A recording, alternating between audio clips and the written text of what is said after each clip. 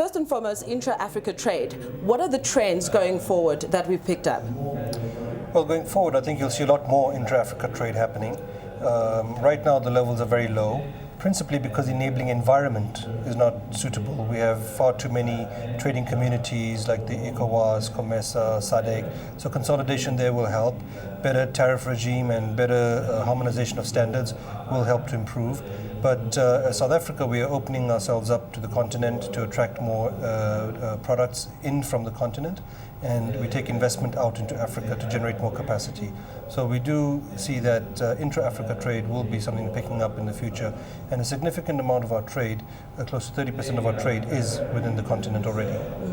In terms of foreign direct investments, we know Nigeria, for example, in 2009 already they've attracted $16 billion. South Africa, together with Egypt, they're looking at $9 billion already in 2009. Are we likely to see improvements there going forward?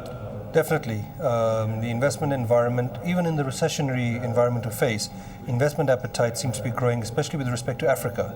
So, I mean, just for example, in the last 6 months, we have concluded 4 new automotive new investments or reinvestments by major players globally from Asia, from Europe, and from America. So there is a significant appetite for investment, and we do see it growing. Which sectors exactly are attracting investment at the moment in Africa? Principally, it's manufacturing and resources. The resources, because of the low commodity prices and the high demand by countries like China and India. So a lot of those companies are actively seeking resources. US and European companies who have high-cost manufacturing operations in Europe and America are now looking to low-cost production centers, and it's in that context that we attracted some significant, 4 significant investments in the automotive sector recently. In terms of policy, we know Ghana has been quite progressive in implementing policies that create quite a conducive business environment. Now, at the recent opening of the Pan-African Parliament, South African President Jacob Zuma challenged African countries to scrap trade and investment policies that hamper the continent's development. Is reform regarding policy happening at a fast enough pace? Yes, it's happening as fast as it can happen. It's a very slow process. I mean, when you talk about tariffs and trade regimes, it's a very difficult environment to navigate and negotiate. Now, it's a well-known fact that developing countries have the worst terms of trade between and amongst each other. But developing countries make up the greatest part of economic activity, almost 40% of economic activity in the world today. So it makes sense that we have to get closer together and remove our barriers. A lot of the barriers that we have in Africa relate to our various and differing colonial legacies. So if you had an English legacy as opposed to a French legacy or a German legacy, your rules and standards and norms within that country are very different. So harmonizing those is going to be critical. So the President is absolutely correct. We have a lot of work to do in this area, and all facets of society, organized labor, organized business, civil society, have to come in and put their weight behind these processes. And in our context, really it's the work around SADC integration that's going to take us a long way. You've touched on language and even cultural and even labor barriers. However, what other barriers are there that are hindering intra-trade amongst developing nations, particularly on this continent? Mostly because the traditional paradigm was where developing countries exported raw materials to the developed countries.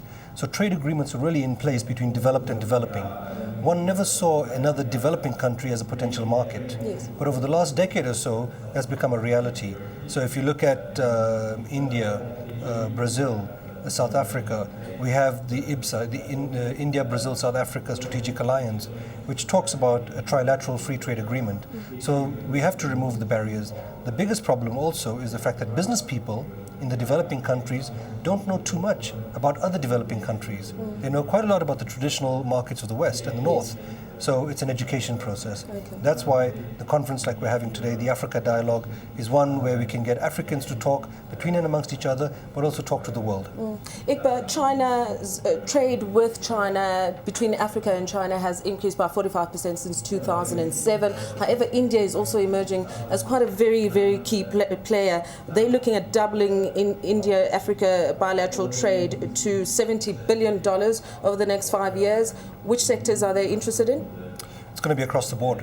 it's going to be diversified. It's going to be in minerals, resources, commodities, in energy sector, but also in manufacturing, also in exports of Indian products, manufactured goods, furniture products, textiles, garments. So it's a range of areas. And Indian companies are globalizing at a pace where they're outgrowing their own domestic markets, and they have to look outward.